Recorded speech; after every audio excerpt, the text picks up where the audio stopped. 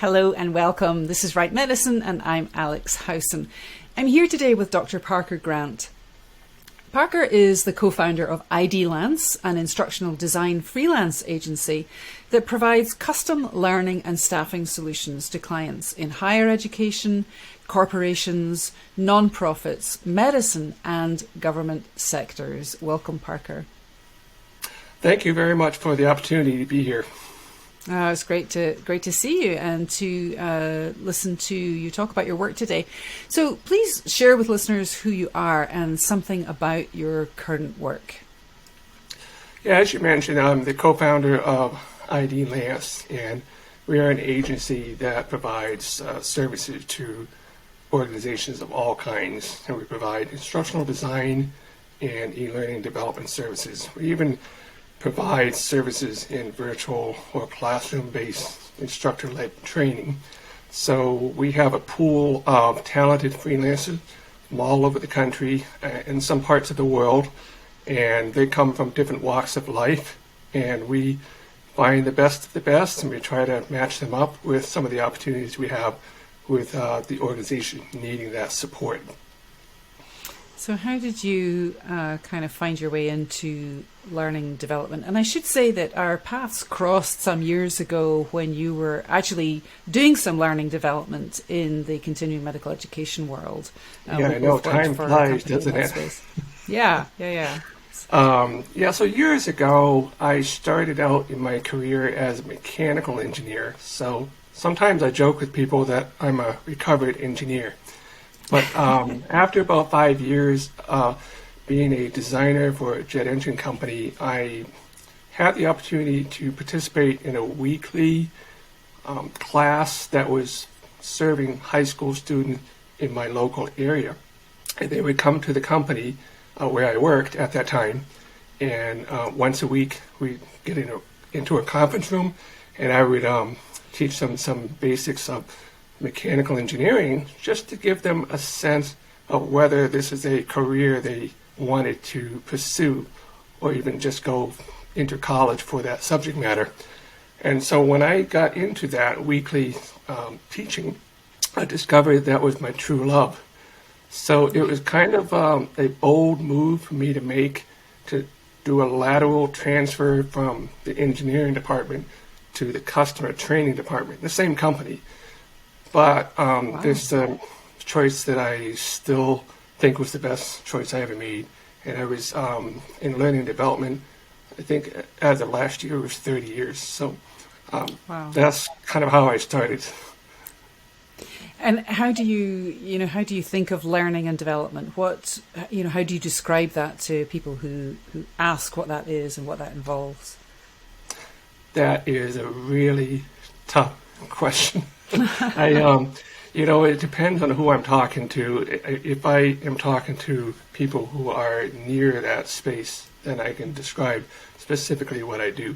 But, if it's just somebody I'm running into, some stranger on the street, I just say, hey, I just help people learn better on the job. So I just kind of simplify it that way.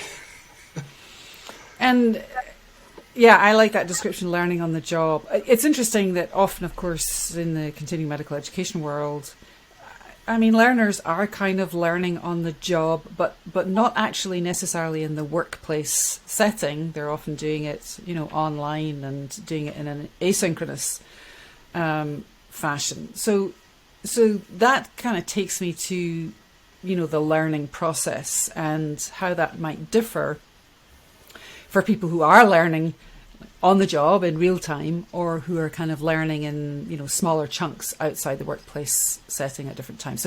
So how would you describe the learning process itself? Yeah, well, so in adult learning, what's really important to know is that all learning is experiential. And what I mean by that is an experience can be on the job. So whatever you're doing in the moment, if you're treating a patient, for example, that in itself is learning.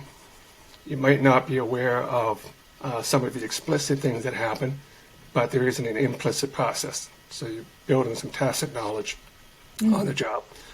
There's also that explicit learning that you have if you're, let's say, assigned to go to a class and you're learning in the classroom, or it could be taking an online course. But basically, all experiences is contributing to learning. So that's why we use the phrase, all learning is experiential. And what makes learning better is when you have a multifaceted approach, meaning you don't look at just any one mode of learning as the optimum, but it's the combination of many facets. So I want to dig into that notion of all learning is experiential. If my memory serves me, that, at least in part comes from the work of people like Malcolm Knowles and John Dewey as well. And it's certainly something that practitioners in the continuing medical education world, focus on, the idea that adults bring a lot of experience with them into the learning process. As a learning, as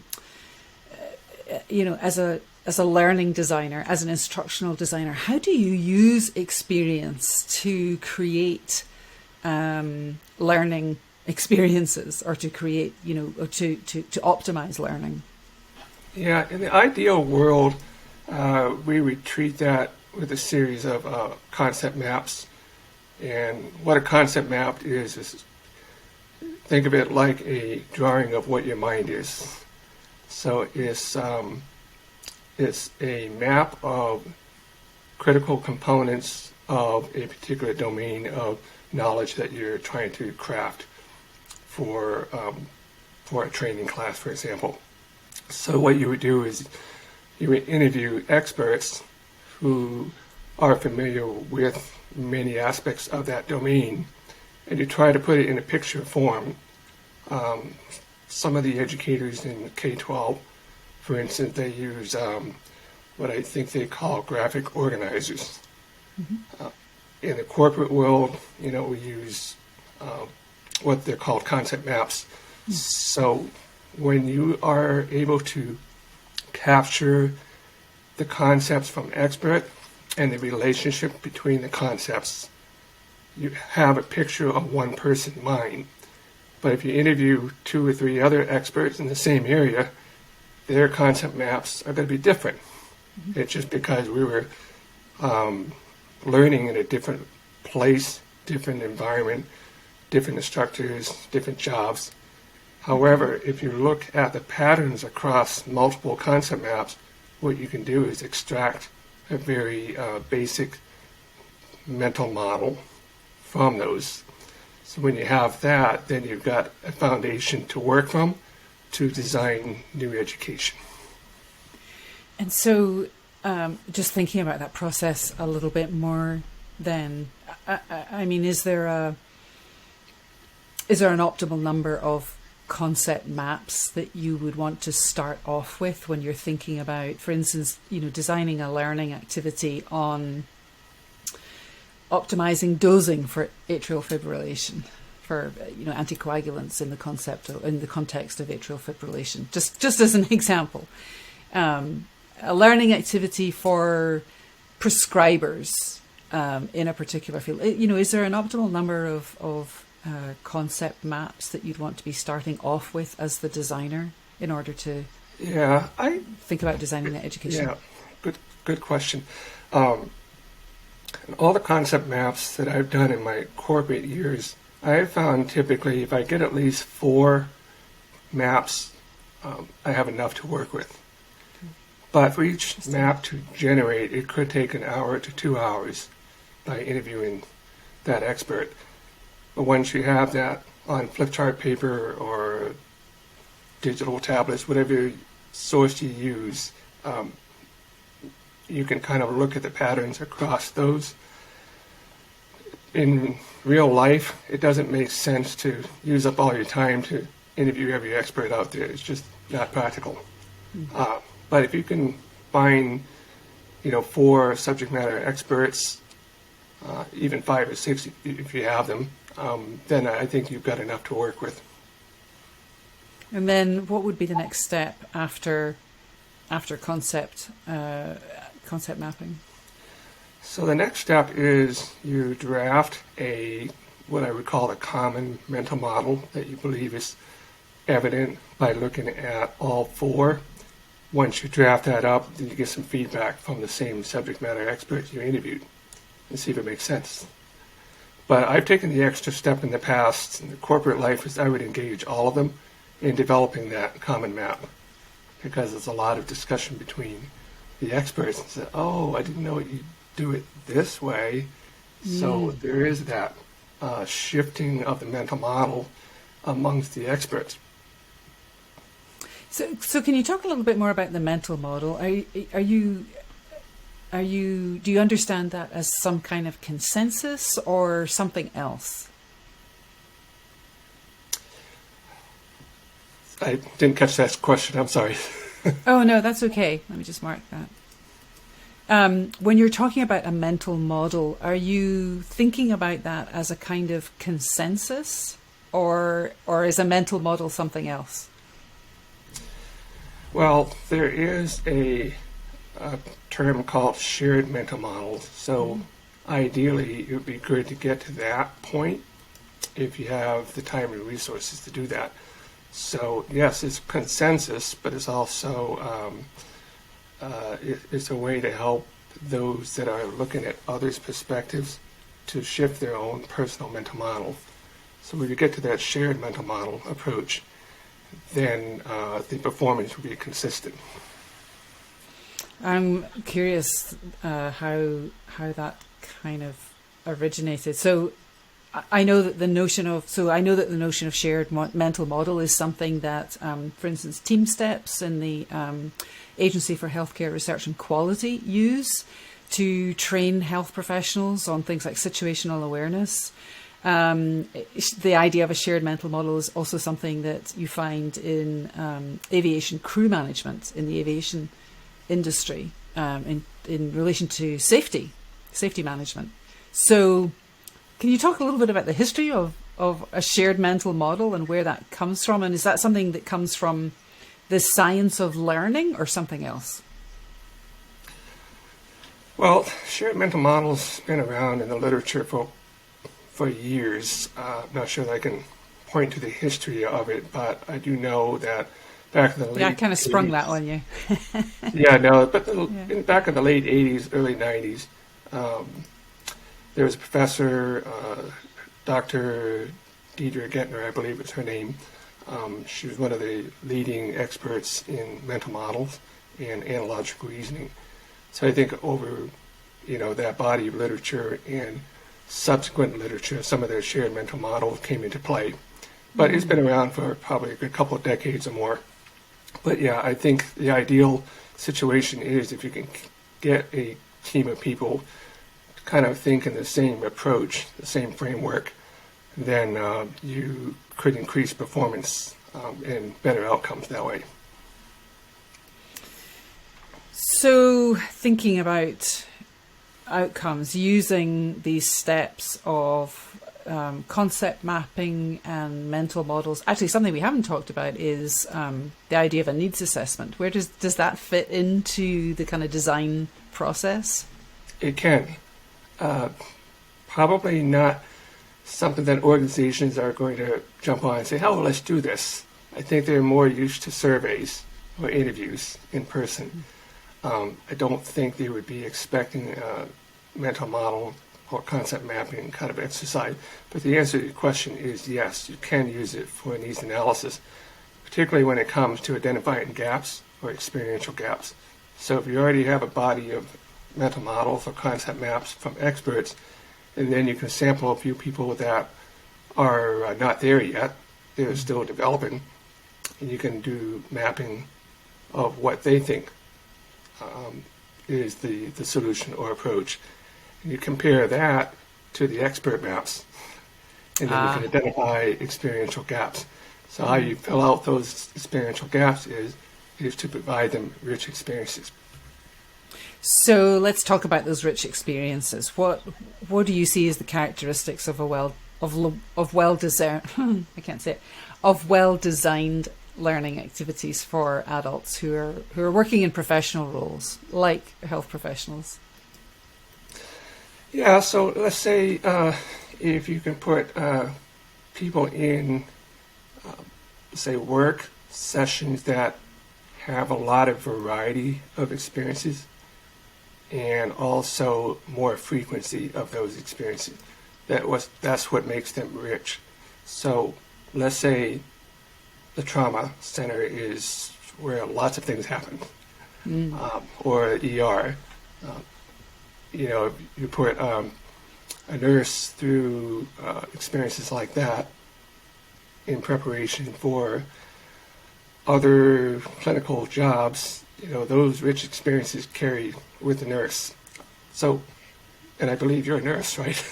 Or you have some. I used to be, yeah. Actually, a trauma OR nurse. Oh, okay. Well, perfect. So you can relate to what I'm saying. Like in the aviation industry where I came from, when you were trying to give maintenance technicians more experiences or rich experiences, some of the best times you can learn on the job is the midnight shift, between midnight and 7 in the morning. Right. The planes are parked. They have to do some routine maintenance, or they have to check the faults and go examine the engines and, make those adjustments before the first flight in the morning. So those are kinds of things that could be considered is how do we put people in those rich experiences, even if it's on a rotational basis. And my dad was actually a payload dispatcher, and he worked the midnight shift. So he always used to talk about, some of the work involved and doing the mental calculations of payload in the days before, even calculators and other digital tools. So you've mentioned the term rich experiences a few times. Is there a difference between experiences and rich experiences? Yeah, the difference I typically think of would be, like, again, back to the aviation example I have, is first shift might be a little bit quiet. The planes are flying. They're all over the place. And, once in a while you might have a maintenance job to take care of, but you're in the maintenance station sort of almost in waiting mode. So the frequency is less, and the intensity might be less. But in a rich experience is you've got a lot more going on and maybe even more challenging tasks to take care of. So if you could find those rich experiences for clinical staff, then you're helping them gain, that multifaceted approach and start connecting the dots, between certain types of tasks that happen. And that's what makes it effective. It's not just the classroom training, it's not just the e-learning, but it's what you're doing in a shorter period of time and the variety that you have, as well as the intensity. So what are some of the things that you're seeing that contribute to those rich experiences? I'm imagining things like simulation and simulated patient cases, simulated environments where, the learner can kind of pass through some kind of digital environment and make decisions about, diagnosis and evaluation and therapy initiation and so on. Is that the sort of thing that you're referring to? Well, they would add to the multifaceted approach. The simulations, like in the aviation world where I came from, being in a flight simulator, especially an FFS, a full flight simulator, it's very real. I mean, it does feel real. And that can help with the learning process. In the real life portion of rich experiences, there's a component of the feedback, which you get instantly. It's the consequence that you face. What happened to the patient? Or, your colleagues or your supervisor, what kind of things that they said to you or what they did to you. Or the environment that you're in. You think you have the supplies to do something, but all of a sudden you discover you don't have supplies. Oh boy. Those kinds of things. Now, decision making through a simulation on online is a slice of that. It's not real life, but it is a slice. It does help because it's part of that multifaceted approach. So that going back to that rich experience is nothing better than what actually happens to you. Sure. But given that most, professional kind of learning and development in the health professions, and particularly in the continuing medical education, continuing education world, where people are having to get their learning credits quickly. What are some of the things that can really factor into making something like a simulation a very rich learning experience for health professionals? What are some of the characteristics that we would want to see in that kind of learning activity? Yeah, certainly scenarios are effective when you have a story that's threaded through that scenario, and it could be based on an actual example or case that happened. And when you review the case, you look at what actually happened versus what's the ideal approach or path to take. And you can map that out using tools, like digital tools, to visually map out all the consequences that you can think of. So yes, I think the characteristics would include possible choices that a learner might make, something that's realistic, not no one right obvious answer. Mm-hmm. But maybe 3 or 4 very credible, believable choices, and then learning the consequence of each of those. So yeah, I think that's a good trait. And I think the end consequence, did it ultimately end up with increased patient safety? Mm-hmm. I don't know. So those are the things that you explore. So when we're talking about, there's a few questions I have there. One is, you talked about digital tools. What kind of, are you talking about branched learning here or something else? And what kind of digital tools are helpful in mapping out, those paths? Yeah, any digital tool, really. I mean, I've always used PowerPoint just because I'm familiar with it, but I can create blocks and connect each block with lines. So other people use more fancy digital tools that are meant for that. There are actually concept mapping tools out there, many of them out in the market, but I can't really recommend one over the other. It's a personal preference. And you talked about consequences. So how do we build consequences into the kind of rich learning experience that we're talking about in a simulation? Are the consequences, are they text? Are they spoken? Are they something happens to the virtual patient? What's your take on that?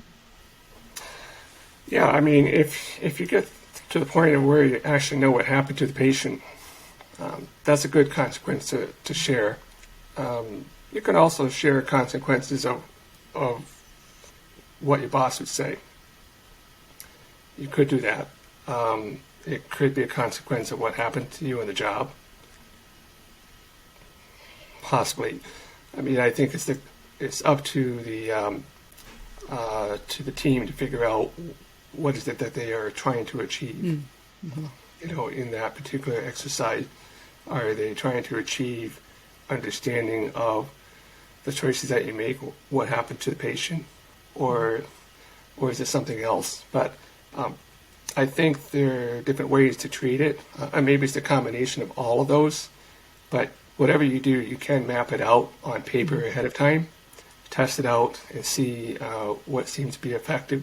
Try to bring in a few students who are the guinea pig students to try this out and see, what kind of reaction did they get when they went through this. And you also mentioned feedback. Do you have a view on what the most effective forms of feedback are, and the timing of that feedback? Yeah, so feedback is better when it's sooner.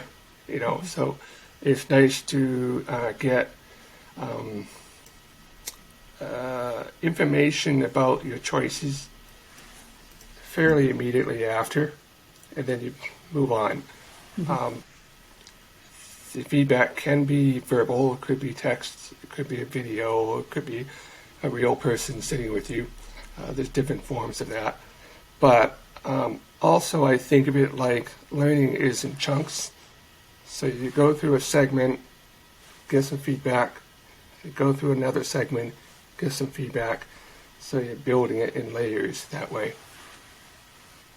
That's why it's effective sometimes is when you're delivering, let's say, an e-learning course, that as you're going through content, it's good to get those little quiz questions or knowledge checks intermittently, as opposed to waiting at the end of the course and giving all the questions. Yeah. What are some of the things that you see in e-learning design that disturb you, that you see as kind of examples of poor practice in developing learning activities for adults? Do you have a bank of horror stories? Yeah, well, for me personally, I see a lot of those page turners as the common term that we use. It's like a picture book, or just picture a text and flip through slides. Not very engaging in the sense of engaging your mind in it. But I find some of the more effective ones have a variety of methods, and they're also visually pleasing. Now, some make the argument that, visuals don't matter that much. I'm of the kind of person who sees not only as learning design, but as visual design. I like both because there is an element of visual design that helps, I think, keeps the learner in the course, as opposed to looking at this and say, "Oh, this is awful, I'm going to leave." So, but I've seen some bad ones. Is that connected to dual encoding, or is that something else? I didn't hear that, I'm sorry. Is that connected to dual encoding, or is that something else? There's just something I was reading about recently in terms of, having different types of information and at the same time in order to reinforce each other. Yeah, I think some of that research that you might have read about from Mayer, maybe multimedia research. Right, yeah. And, I think there's a lot of that, obviously, because, when you have, let's say, captions for an image, you don't want to have the caption be away from the image. You want to have the right proximity. And, for example, there's another thing that I consider is like if you have, let's say, a picture of a heart, okay, so clinical education. So you could have a drawing of a heart, and you could have these leader line to various parts of the heart, and you have numbers, right? And then underneath that is your legend. So if you go to that number, you would see, oh, that's this part of the heart. You can see the label. So it says number 2, aorta. Okay, got that. But if you change that drawing so that you get rid of the numbers and put the actual label with the leader line in there, that's more effective. So there is that visual design component that would help the learning based on that research. But there's also the visual pleasing kind of stuff. Does that heart look real? Does it, do the leader lines, are the thickness of the lines appropriate, or are they too thick? Are they overpowering? Are the font sizes big enough so that you can read them clearly? That kind of design is important, as well as the stuff that you're talking about with dual encoding.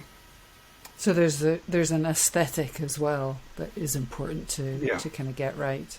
Yeah, it's almost like you have to be an artist, you know, be able to present something that is visually pleasing, but still effective with the learning design. And that kind of leads me to text. You know, how important is, or what's the significance and the role of text in the kind of learning experiences that you're talking about? Do you see examples where there's just too much text, or is there still a place for thinking about medical education and education for health professionals? There's a lot of complex and complicated information and data sometimes to include in a learning activity, and sometimes text, we have to use text to get that information across. Are there optimal ways to use text in the context of clinical education?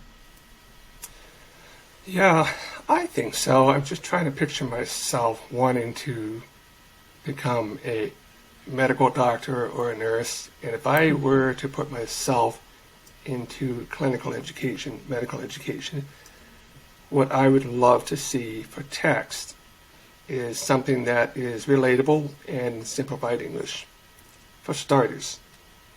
But think of it like an onion. So that outer layer of the onion is your basic stuff. So when you've gone through the text that explains the basics, the heart is like a pump. Okay, got it. It's like a water pump. Or an analogy of, a human body, if you're going to do a heart transplant, well, that's kind of like maybe changing a water pump inside a car while the car is running. So that kind of thing is very basic, simplified English text. But that's the outer layer of the onion. But then you peel that onion, now you get into another level. So at that point, as a learner, you're ready. So you're ready to get into that more complicated language. So you get multiple layers. So some of this stuff might be, especially when you get into some of the deeper term, there may be links. The links could lead to explanation of that particular term. But allow the learner to pick and choose those links. So if you're writing in a way that you can think of an onion and layer it, then I think that's a good approach for text. Yeah, that's an interesting way of thinking about it. I was thinking as you were talking, though, it's no surprise as a former mechanical engineer that you went for the mechanical metaphor of the body. It's funny, though. I mean, when you and I were working together several years ago, some of those lectures that we saw from the clinic, the hospital that we were working with, some of the PowerPoint presentations in the physician lectures, I'm looking at, I've seen those diagrams, but it was in mechanical engineering school, especially when it came to cardiology. Yeah. So it's the same kind of thing.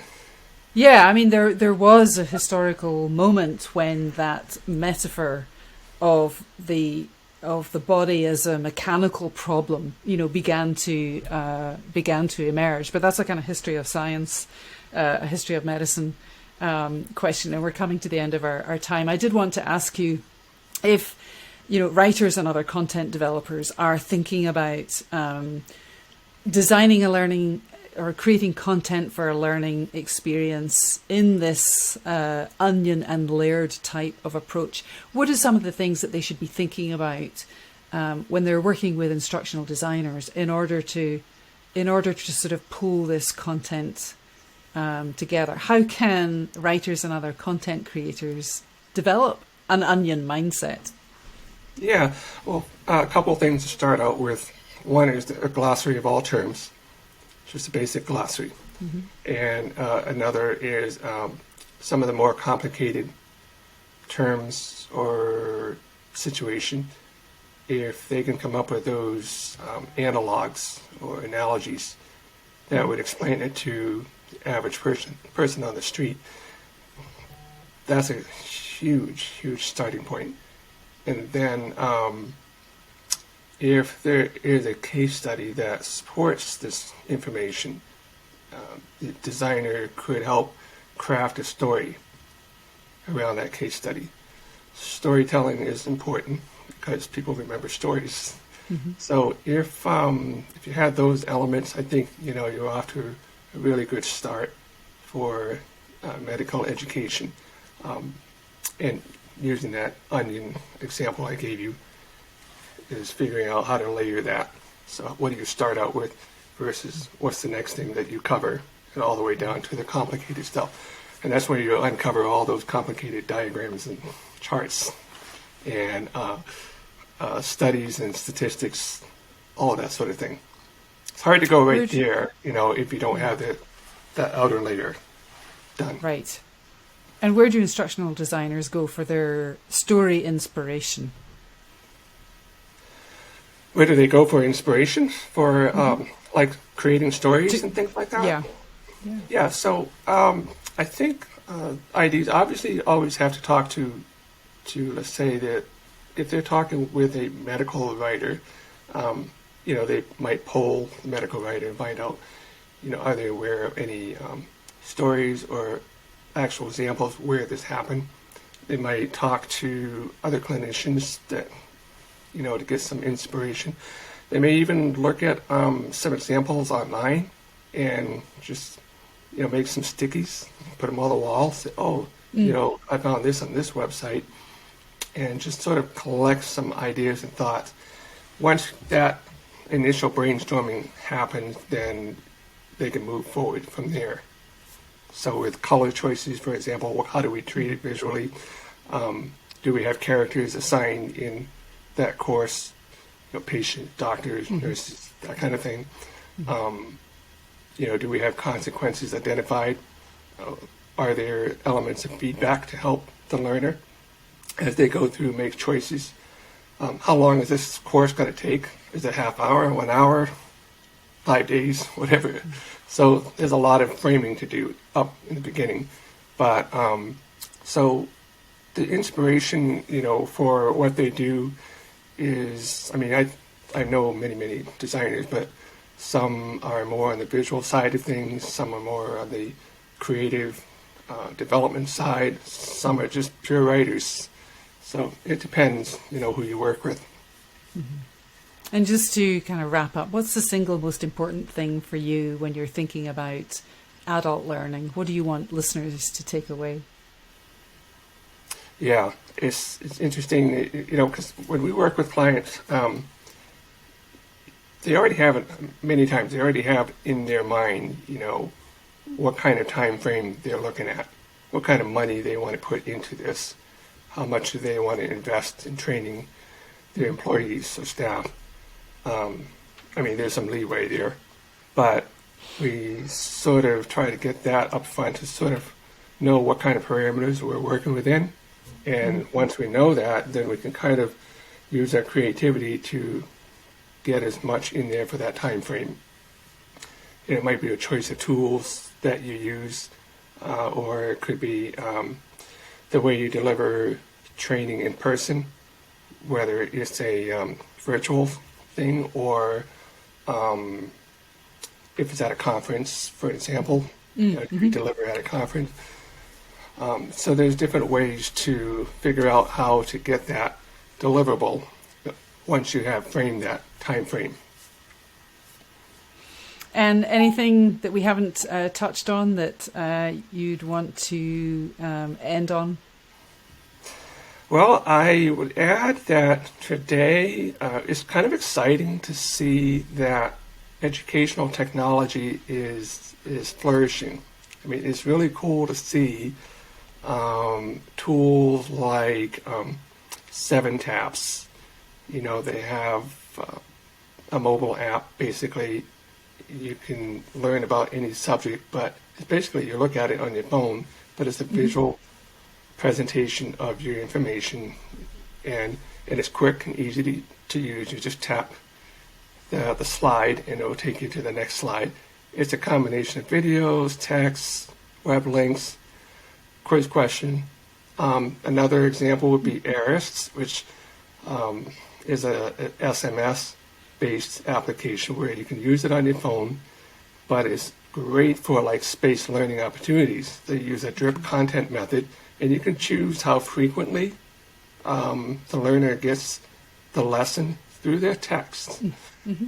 And you can interact with that text message. And it could be for 5 days, 10 days, 15 days, however long you want it. And it can be also delivered with images. So it's not just text. Oh, okay. So you can look at images as well. And so things like that are kind of exciting to see, because a lot of things that people are expecting today is something that's more convenient, something that they can do in a quick amount of time, because everybody's busy. We're all on the go. And so if you can somehow deliver this in other means and not just stick to a traditional e-learning format where you have to go to a classroom and sit down on a computer, take it at a certain time, or even just in-person training, schedule that, and you have to book a flight somewhere to get there, take the class, come back. Yeah. So, those kinds of tools are exciting to see come out there, and not to mention all of the AI tools. So that Chat GPT will sometime be great for medical education. I don't think we're there, but someday it'll be there. And that sounds like that could be another conversation in the future. Parker Grant, thank you so much for sharing your insights and wisdom with listeners of Right Medicine. Thank you so much.